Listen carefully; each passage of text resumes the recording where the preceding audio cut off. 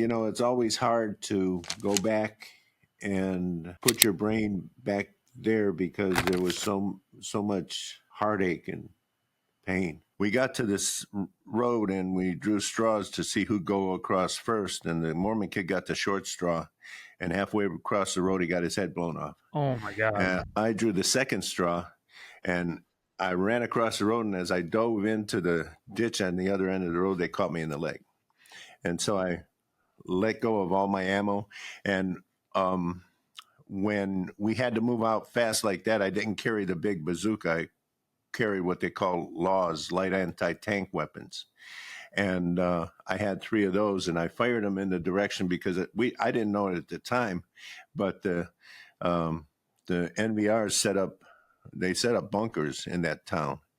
And so I'm firing my LAWs, and I'm firing all my ammunition because that's the first thing they tell you. You don't want to leave anything behind for the enemy to use against your guys. The commanding general of the 101st Airborne came by my bed and he said, "You knocked out a bunker." It was an accident. All of my stuff was an accident.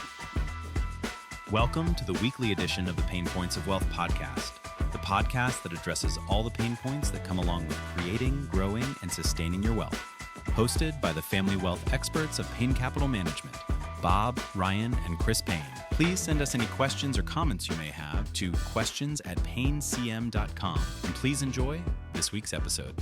When I was 4 years old, actually 2.5, when I was 4 years old, my mom took off and my dad took care of us, but he couldn't afford to keep us. So we wound up in an orphanage, and me and my 3 sisters.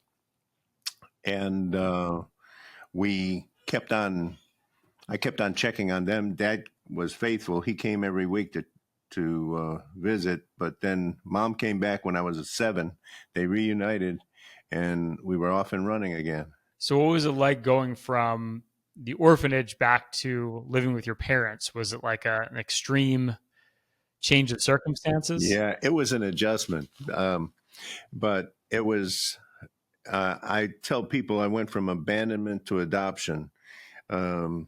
Basically, my parents came back and I was readopted, and my sisters and I all got back together, and it was that's why I guess I was running the streets. I was a thug. Comes in handy when you're dealing with the IRS, though, doesn't it? Yeah, I learned a lot. Okay. When you say running the streets, I mean, what was that like back in Ohio? I guess it would have been in the 50s? I was doing things that people shouldn't do. I was mugging people and all this good stuff. I hung out with the crew. It was called the Southsiders, and they were mostly Italians. And I grew up in an Italian neighborhood. Bobby Savata was kind of the ringleader of the whole crew, and we had a park, Lincoln Park, we hung out at, and it was our territory. And it was like, if you saw the West Side Story, it was like that. Do you think because you were out on the streets, you're saying mugging people, like what was your relationship with money back then? If that were you mugging people because you needed the money, or was that just part of what they did in the gang? Or I mean, what was your relationship with money, given the fact that you went from orphanage back to home? Yeah, back then, times were hard. Even the birds were walking. So we had not much money at the home front, but that's why I ran the streets. I made my own money. I didn't do drugs or sell drugs, but I made my own money by gambling and of course, mugging people. True story. What was it like mugging people? It was a trip. We were always, it was just about getting the money, not hurting the person. So we were always about getting money, and my mom never understood why I always had money and the rest of the family didn't. So then I quit school in the 11th grade, and Mom's like, and by that time she got a divorce from my dad, and she said, "Before you quit school, talk to my lawyer." It was her divorce lawyer. And this guy didn't know me from Adam's house cat, but I humored Mom. I went to visit her lawyer, and the lawyer said, "Don't quit high school. Go to college. You'd make a great accountant." I went, "Yeah, right." How did he know that you would make a great accountant? I mean, if you're looking to drop out of school, how did you show promise that you were good with numbers? Or I mean, what was it that I was always good with numbers. It was like numbers came natural to me. My son calls me a human calculator just because I can do things in my head. People see numbers as abstract. I see numbers as pictures. So I've always seen numbers as pictures, and it was like natural for me when I wound up getting into accounting that numbers just came natural, and I always did my own taxes from the day I started working, and I never went to school for it at that time, but I just knew what to do. Did your 1099 in those days say mugger on them? That's the thing. Never got a 1099 on that stuff. So I guess, how do you make that transition? I mean, when you were younger, you're obviously like working the streets, making money that way. Did you ever think you'd have like a legitimate career? Or, I mean, what was your viewpoint of the world growing up in Ohio? Obviously not growing up with some sort of poverty, it sounds like. I mean, were you ever thinking like, hey, I'd have a legitimate career at some point? Or was that something that just wasn't in the cards? Like, what was your viewpoint when you were a teenager? I never looked at it as something that I was going to go down that road, because I was always, I was never thinking ahead. I was always thinking about today and not tomorrow. But when I quit high school and worked different jobs, I went to California with a couple of friends, and we hung out there for a while and got jobs. Then the military sent me an initial notice, not a come see me notice, but an initial notice. And they said, we want you to come for an examination. And I thought, oh, dude, if I'm going to go to the military, I want to do what I want to do. And if I get drafted, they won't let me. So I decided to join.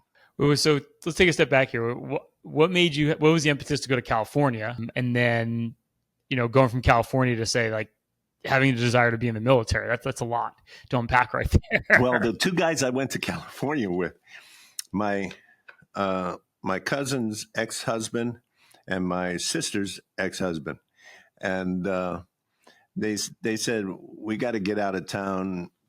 Cleveland's a drag. We want to get away. And so I said, let's go to California. So we jumped in my car and we headed out to California. Hey, how old were you, and why California? I was 18. And I mean, we didn't have a whole lot of money. In fact, when we wound up in New Mexico, they gave blood. And when I was 11 or 12, I had hepatitis, so I couldn't give blood. They gave blood to get gas money. So I sold my gun and my radio to get gas money, and they gave blood. So we pitched in and headed to California. Then we wound up at my uncle's in California, staying there, and got a job at a copper and brass company. Doing what? Those guys were working in the factory. I always had this upstairs, right? And so I conned my way into being the inventory and shipping receiving clerk. And I never had to work in the factory and sweat. And so when Mom sent me that notice from the U.S. Army and said, I think they want to see you. And so I said, guys, let's go back to Cleveland. So we drove back to Cleveland. We only stayed in California a few months. And where in California were you? Lompoc, California, near San Francisco. Oh, wow. And what was it like? I mean, I feel like that was a time to be in San Francisco, right? I mean, wasn't that around the summer of love, or am I my dates wrong? It was around there.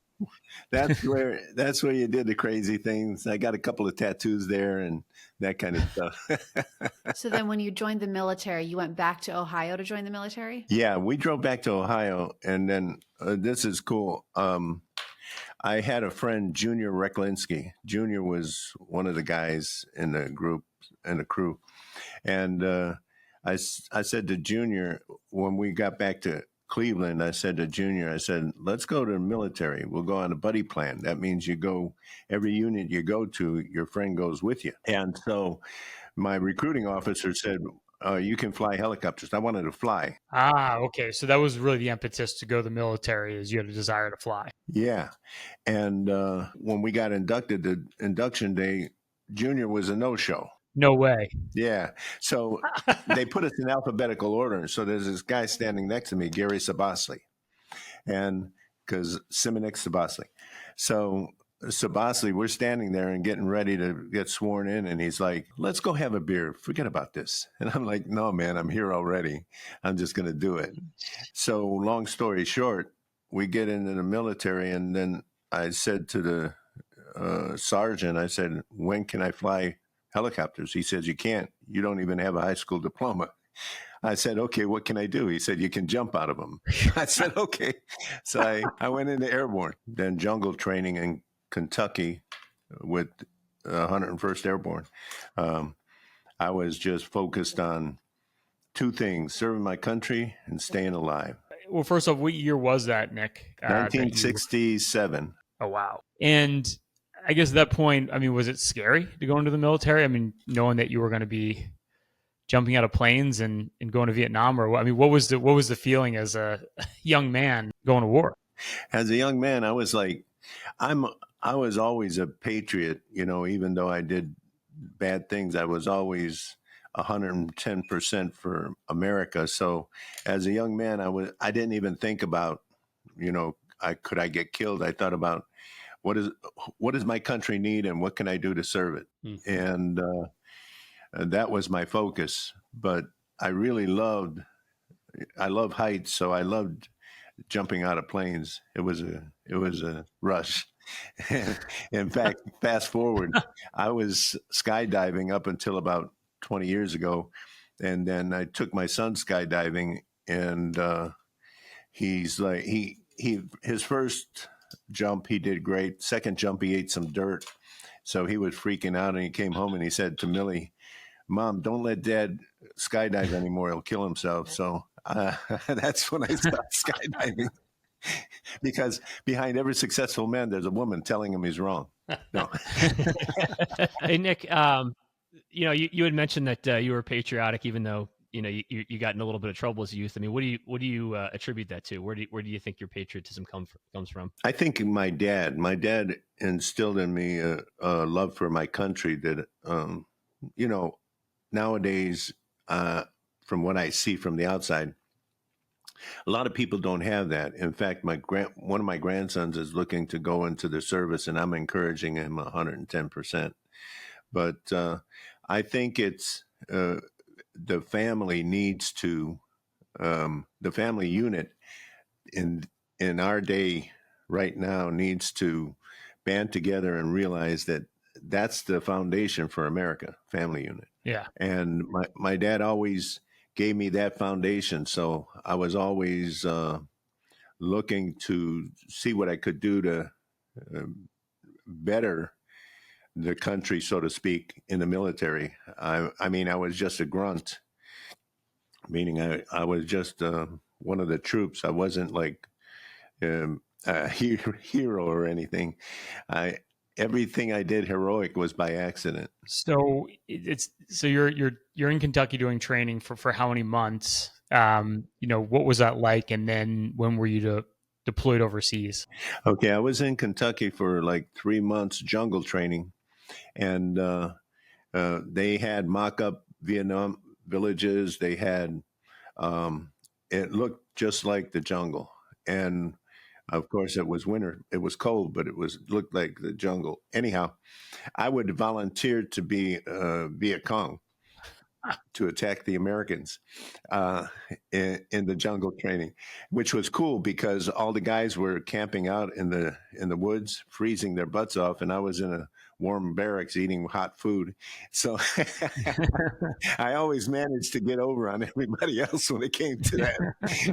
And Gary Sabasli, by the way, he was by divine providence, he was in every unit I was in the military. And he wound up saving my life. I'll tell you about that if you want. Yeah. 3 months into training, they shipped us over to Nam as a unit, our whole division, and we flew into Camaran Bay, and we were deployed into different compounds, and Gary was there. He was in the same platoon I was in throughout my military. He couldn't understand why he'd do KP back in the States and I didn't have to. It was because I bribed the sergeant of the day. I'd bring him stuff. And Gary's like, "Why you never do KP, man?" Hey Nick, for those that are ignorant to the military, what is KP? Kitchen police. It's where you do clean toilets and do kitchen duties and literally peel the potatoes, that kind of thing. So it sounds like you always knew how to navigate people. I maneuvered. Yeah. Nick, were you there for Tet? That's when I got hit. I got shot during the Tet offensive, February of '78. Was it scary to even just be there and be on the ground there? And then are you right into military action? Or, I mean, what is it like when you first land in Vietnam? We got acclimated to the climate. When we got off the plane, it was interesting. They lined us up in attention, and a few guys just dropped because of the heat. They just passed out. So and they got us acclimated. We spent a couple of weeks in base camp, and I was always doing something. We went out and we were in the jungle, and our bazooka gunner got hit. I was just an M16. And old man, the captain, said, "Nick, I want you to take it over, and I want you to get out in the perimeter and shoot that tree down." I aimed at the right. There were two trees out there. I aimed at the right tree, and I knocked down the left tree. He said, "That's the one I wanted. Thanks." And so I qualified. So I carried this 90 millimeter, it's called, through the jungle, and I had an assistant gunner who used to have straps, and he'd carry the rounds. The rounds were about 2.5, 3 feet long. Anti-tank rounds and anti-personnel rounds. And so one day we were humping through the jungle, and I got caught in the swamp and twisted my ankle, and I went back to base camp for a couple of weeks to get R&R. And while I was in base camp, I hooked up with the guys who ran the ice company, and I used to sell ice to the GIs because nobody could get ice back then, but I did. And then mom would send me care packages, with the spam and all that stuff that I hated. And the guys loved it. So I used to sell all my care packages to the guys. I made a lot of money in that. So we used to go to hot zones, they called it, into the jungle, and we'd set up a perimeter, our company, and we'd clear out the Viet Cong and the spider holes and the tunnels and all that stuff. And then a couple of days later, the engineers would come in and level the ground, and we'd secure the perimeter for about a week. And once the engineers had their heavy equipment, their cannons and all that stuff situated, we'd move on to the next site. When you say clear it out, Nick, what's the first thing you would do when you go into one of these sites? Like, what does that involve? We'd land in Hueys, the helicopters that look like tadpoles, the big ones. Yeah. The Hueys would hover about 8 or 10 feet off the ground, and you jump out. And we'd set up a perimeter probably 400 meters, maybe 600 meters wide. I can't even remember now. And we'd communicate and make sure that we had eye contact with the people next to us. And then we as units would go, some would stay at the perimeter and some would go into the inside of the perimeter to get the Viet Cong and the tunnels. We had guys who were called tunnel rats, little guys, and their tunnels were enormous. Sometimes they had hospitals underground. Wow. That's how they beat the French, with their tunnels back in the 50s. Were you thinking about your mortality every time you would set one of these up, or I mean, what was it? What was the mentality? Okay, every time I got into a firefight, and I was a Catholic at the time, Roman Catholic. I was more Roman than Catholic. Every time we got into a firefight, I I'd go, Lord, get me out of here. And I promise I won't do this. I won't do that. I won't do that. I won't do that. And God would get me out of the firefight in one piece. And I'd say, thank you, God. See you later. And I can't go on about my business. But I did a lot of praying during the heat of the battle. Let's put it that way. Yeah.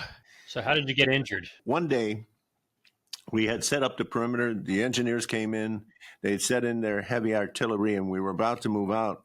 And then we got notice that the village next door to us, or next to where our perimeter was, got overrun by North Vietnamese regulars.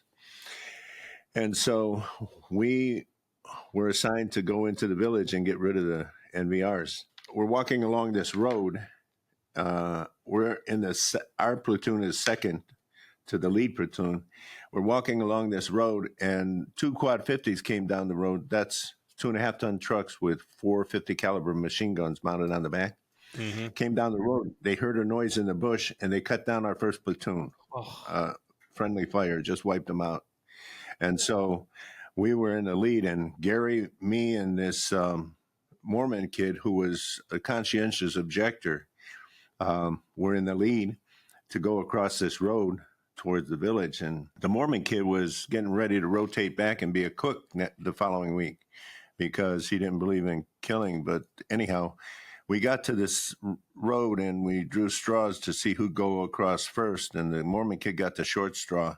And halfway across the road, he got his head blown off. Oh, my God. And I drew the second straw, and I ran across the road. And as I dove into the ditch on the other end of the road, they caught me in the leg. And so I let go of all my ammo. And when we had to move out fast like that, I didn't carry the big bazooka. I carried what they call LAWs, light anti-tank weapons. And I had 3 of those, and I fired them in the direction because I didn't know it at the time, but the NVRs set up bunkers in that town. And so I'm firing my LAWs, and I'm firing all my ammunition because that's the first thing they tell you. You don't want to leave anything behind for the enemy to use against your guys. So basically, I had cover fire for Gary, and Gary came over the ditch, and he said, "You're bleeding out. I need to get you out of here." And he low crawled me like 50 meters underneath one. By that time, one of the quad 50s got shot down, and it was out of commission. And he put me underneath this quad 50. And so my platoon medic comes by and said, "You in pain, Simonic?" And I said, "Yeah." So he shot me up with morphine. And they're supposed to tag you with a red heart, but it was fast and furious. We didn't have time for that.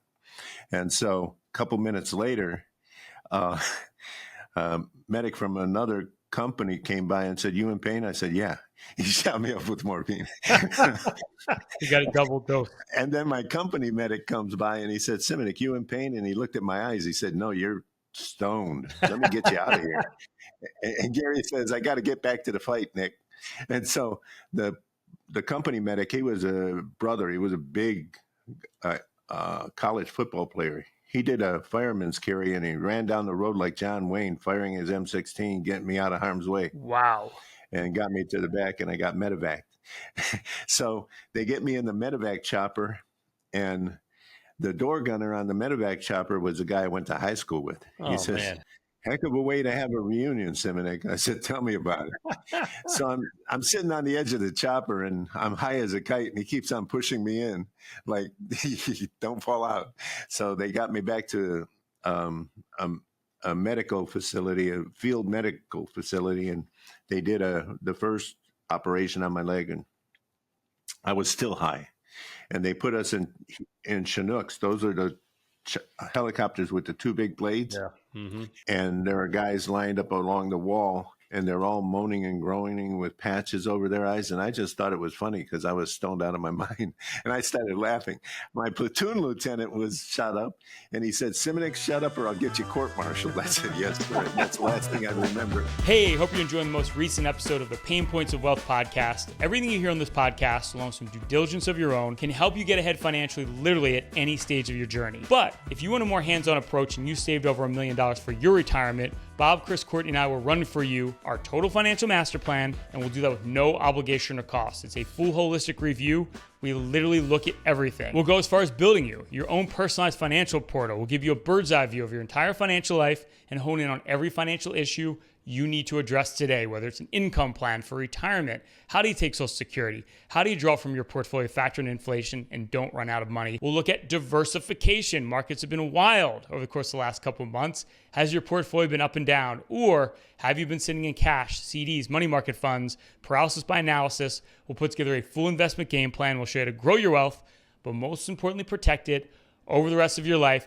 And we'll look at fees and taxes. Wall Street loves to sell you high cost, tax inefficient products, whether it's an annuity, mutual fund, insurance product, structured product. We'll do a deep dive of every investment you own. We'll show you how to reduce the cost and optimize your portfolio for taxes. It's not what you make, it's what you take. You'll get a full tax playbook, and we'll do this full review at no cost. We'll literally go through everything for you, do all the work up front. Simply go to www.paynecm.com/financial plan or click the link below to see if you qualify for a free financial review.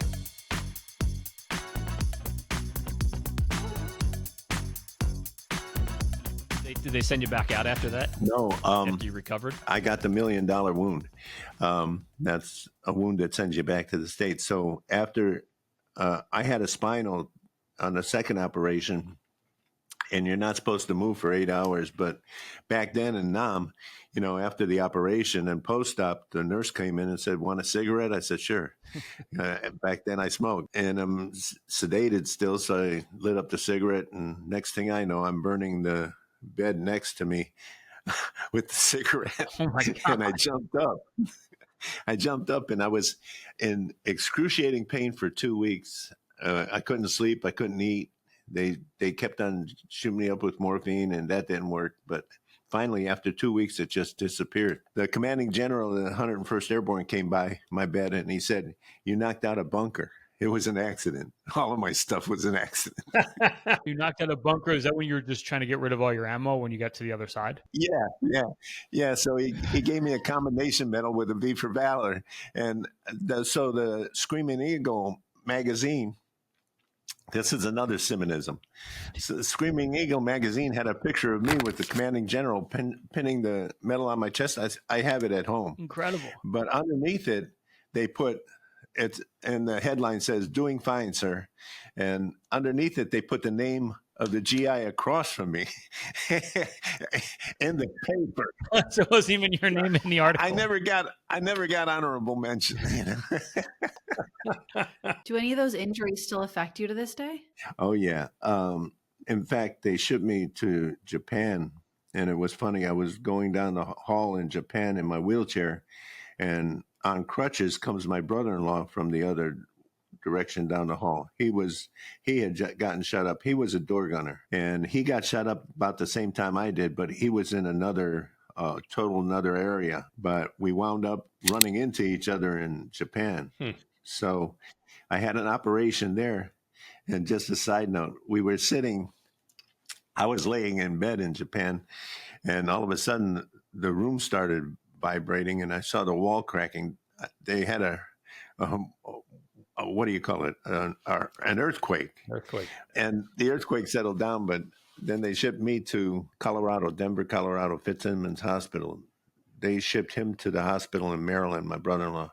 He called my sister a couple months later and said, "Come and get me." She said, "Where are you?" Middle of the night, 2:00 in the morning. This is Maryland, and she's in Ohio. And he says, "I escaped." She said, "Where'd you escape from?" He says, "The hospital." He says, "The doctors had them working farms, counting it as therapy. And doctors were using the GIs as slave labor in Maryland." No way. He went and testified before Congress, and I think 4 or 5 doctors went to prison for that. Wow. But anyhow, does it affect me today? Yeah, I don't have any feeling in the left side of my foot. I'm mobile, which thank God for that. And I'm active, but I still have the pain in the leg from the gunshot wound. It took them, because it severed the Achilles tendon and the nerve, and I had a hole in my calf for 3 months. It took them 3 months to finally, the hole to finally heal. I spent a year in the hospital. Wow. Any idea what size caliber bullet hit you, Nick? 50. Whoa. And it what just grazed me. The- It just grazed me. And my one of my clients, who's a neurologist, he examined me because I go for examinations once in a while on the leg, and he said, Nick, based on what happened, it's a miracle that you still have your leg. And I know it's a miracle. God was in control of the whole thing. So how much did you weigh when you got to Vietnam? How old were you? Were like 19, 18? I was 18. I weighed 180 pounds. 180. Wow. Yeah. And the guys that went into the tunnels, the tunnel rats, I mean, how tall were those guys? Those guys were short. They were like 5'6", 5'7", and they like weighed 120, 130. Hmm. But those guys were psychos. Yeah, they sent them into a tunnel with a 45 and a flashlight, right? Yeah, Wow. basically. Yeah. What was it like to come home? I mean, obviously you saw things that most people hope they never see. Was it hard to acclimate back to life in the US? And there was a lot of like anti-war sentiment at the time. I mean, what was it like for you trying to acclimate back to, I guess, quote unquote, normal society after being away in war like that? Well, first of all, when we came back, we weren't accepted or we weren't met with cheers or anything.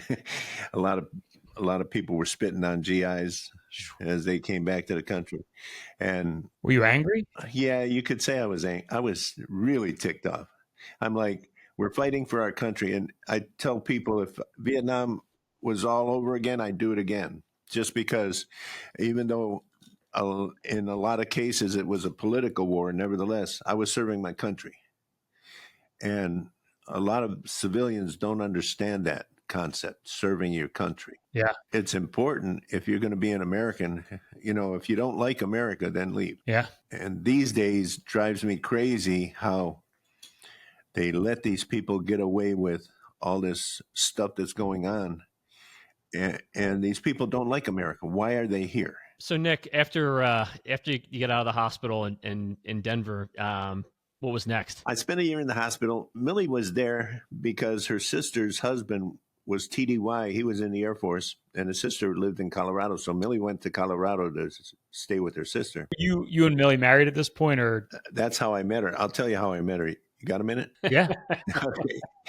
So one night, of course, this was BC, before Christ. By day, I'd go around the hospital in crutches. By night, I'd go out and party with one of the medics. So one night after the bars closed, I said to the medic, I don't want to go back to the hospital ward. I'm not tired. What can we do? He says, let's go to Millie's. She'll make us breakfast. And I said, who's Millie? He said, she's my friend Ken's girlfriend. I said, where's Ken? Oh, he's in Chicago on leave. I said, cool. And I had a 56 Chevy that made a lot of noise. So we pull up to these garden apartments at 2:40 in the morning. These two girls are fist fighting in the alley. One had baby doll pajamas on. And the apartment manager comes out and says, you boys are making trouble. I'm going to call the police if you don't leave. So I took, because of my car, the noise in my car, I took it down the road, parked it, and we walked up to the garden apartment, knocked on the door, and Millie answered the door in her baby doll pajamas. She was fighting with her roommate. Millie was a scrapper. So she apologized for the scene, and she made me breakfast, steak and eggs, the way to a man's heart. And then we started dating, and after I got out of the service, went back to Cleveland. We got married in Cleveland. She came to Cleveland. She lived in New York and spent a year in Cleveland. And then she didn't like Cleveland. And she said, if I save up $1,000, can we move home? And I said, sure. So she saved up $1,000 in a year, and we left Cleveland and moved to New York City. And what was it like just acclimating back to civilian life at that point? Was it an adjustment, or? It was a big adjustment because, first of all, I had a GED. Second of all, I didn't know what I wanted to do with my life. Third of all, when you applied for a job and they found out you're ex-GI, back then people didn't even like you then. Wow. So I had a hard time finding a job. I jumped from job to job. I was like butcher, baker, candlestick maker. I did everything. I worked for an electrician as a helper. I worked for a glass company installing glass. I worked for an antenna company. Back then, TVs had And antennas, that was back in the day. Putting antennas on roofs. I did a lot of stuff. Then finally Millie said, you need to be professional. You need to find something professional. So I went to Metropolitan Life. I became an MIC, What's an MIC? Metropolitan Insurance Consultant. And is this in New York City, Nick? No, Cleveland. Okay. We get to New York, and I'm trying to get a job here, there, and everywhere. And I got a job as overseas account salesman for a manufacturing company. And Millie says, you should go to college. The VA said they'll pay you to go to college. It was under vocational rehabilitation. And I found out, hey, they pay me $500 a month, plus pay my school bills and my tuition, my books, my supplies, everything. And so I went to Wagner College in Staten Island. And back then, Wagner, of course, it's a private college, but I had to go through 2.5 days of testing with the VA to see what I was best suited for. And the VA counselor, after the testing, said, you're best suited for accounting. I said, yeah, right. So I minored in accounting, majored in economics, and all of my electives were art of the cinema, painting, drawing, leather. I was really serious about school. It sounds like Millie's been your guiding light for professional decisions the way through. Amen. You know, there are words of wisdom. This 105-year-old guy is going to celebrate his 105th birthday. His wife had died about 20 years before that. He wrote Donald Trump a letter and said, President Trump, can you come to my 105th party? He was World War II vet. And Trump couldn't make it, but he sent him a nice video and to play at his birthday party. And during the party, Trump asked, what's your secret to long life? He said, find a woman that you want to spend the rest of your life with and stay active. Simple, right? Millie's the woman I want to spend the rest of my life with. I heard it's stay active, find the woman you want to spend the rest of your life with, and go on a lot of cruises. Yeah, November will be 48. So when did you shift then to becoming a full-time accountant and really even starting your own practice? When I found out that I really loved numbers, the president of the company that I worked for was very, very generous with my time. He gave me a lot of time to study, and that's when I went back to school for accounting. And University of North Florida didn't accept the credits from Wagner College because it was a private college. It wasn't a university. So I had to do all 4 years all over again. It's like doing time. And then you have to have your 5th year in order to sit for the CPA exam. So I had half of my master's done, sat for the exam, and I decided, let me just go ahead and finish my master's.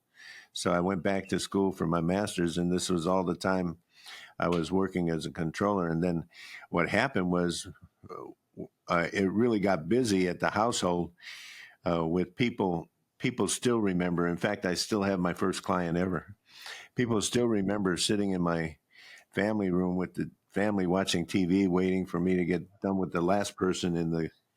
I commandeered our living room and turned it into an office. So I realized that this is what I'm supposed to do. I could help more people, and it's all about helping people. I could help more people if I was one-on-one with people rather than being stuck in an office as a controller. And I said, I want to do this. And I didn't know how I was going to do it because I was a rookie. Didn't know what I was doing as far as setting up an office. In fact, my first office was in a strip center, and it was 440 square feet. I used to, when I get up, I bump into myself. That's how small it was. But in the strip center was another CPA and Dave. And one night after I closed my office, it was about 7:00. I went over to Dave's office and I said, how do I file? What files do I keep? What software do I use? I was like, beside You're really myself. winging it. Yeah. And so Dave said, I'm talking to the competition, but let me help you. And he walked me through some of the basics. which was really a blessing. And I really, when I first got my office out of the house and I wasn't working for a company anymore, I'm like, Lord, you got to help me. I don't have it was right after tax season. Don't have a lot of work to do. And Millie kept on saying, like Isaac going up the mountain, where's the ram? I said, the Lord will provide.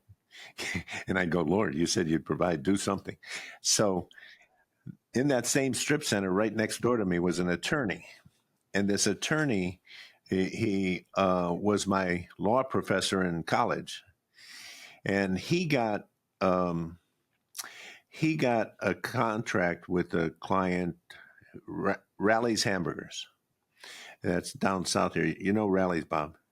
Anyhow, he said the client needs to set up their accounting for the Jacksonville 16 stores they were planning in Jacksonville, and they need a CPA to help them set up their accounting.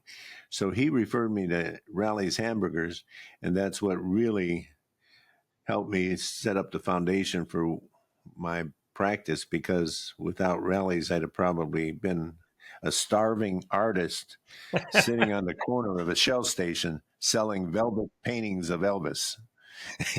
I have one of those. I knew you would.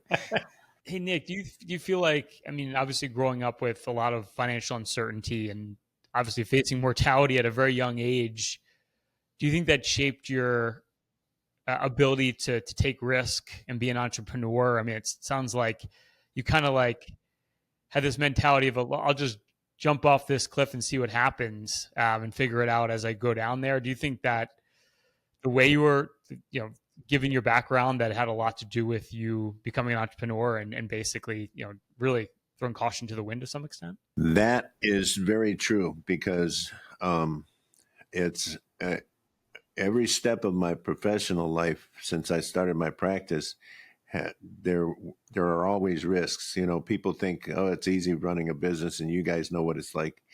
But there are highs and there are lows. And if you really want to be a business person and run a business, you have to be able to take risks. And for instance, this building, and you guys know what the building's like, right? Well, my partner wanted, at the time, I had this 40% partner, and he wanted to buy a house in Riverside here, which is like an old neighborhood where lawyers and doctors and people like that buy houses and set up businesses. And I was driving by here one day and I saw the sign, land for sale. And I pulled in, and the only building here was across the street, the real estate broker who was going to develop this community for businesses. And he was representing an insurance company in Georgia who owned the property. And I said, what's the best property and what's the best lot in this place? And he said, right across the street from me. So I came over here, and it was all jungle, and I'm walking around it in my suit, claiming this is what I'm going to do. This is what the Lord wants me to do: build a building. And I went back to Millie and my partner, and they said, "You're crazy. We don't have the money for that." And I went up to the mountain. The Lord will provide. So I'm like, in fact, at closing, this was interesting. At closing, you're supposed to have 20% on a commercial property, down in order to finance it. My bank at the time was working very well with me. And so the banker, I said, look, it's tax season. I don't have all of the money for the 20%. Can I give you 10% down and 10% on April 15th? And he said, sure. And so the 10% down, in fact, when we went to closing that day, we had to bring checks from clients that hadn't even been deposited because I didn't have the 10%. And so when we closed, after we closed, April 15th, I went to him and I said, I'll give you the other 10%. He said, don't bother. It's already financed. We'll leave it like that. So, yeah. And so you have to take risks. Otherwise, you don't get ahead. If you're if you're not going to take risks, you're going to be where you always were and do what you always did and not get ahead. Do you think there's any correlation between going to war, coming back? Do you think that's highly correlated at all? Oh, yeah. In war, you have to step out. You're always on edge in battle, but also on edge. One night we set up an ambush for the Ho Chi Minh Trail to catch them coming down the Ho Chi Minh Trail, and they knew where we were, and they hit us from behind, and we scattered middle of the night, 2:00 in the morning, and I wound up in a rice paddy, and I was afraid to call out to anybody because I didn't want the enemy to know where I was.